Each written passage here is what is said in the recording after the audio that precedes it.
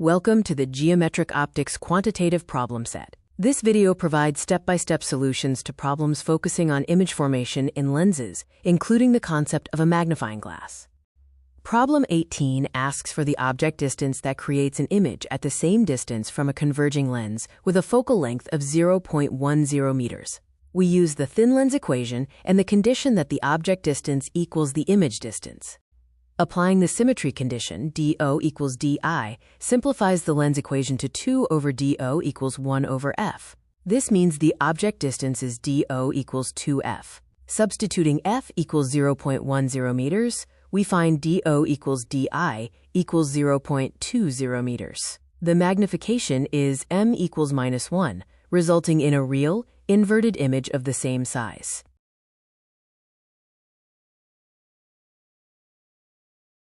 Problem 19 explores virtual image formation. An object is placed 0.10 meters from a converging lens with a focal length of 0.15 meters. The key here is that the object distance is less than the focal length, which is characteristic of a magnifying glass setup.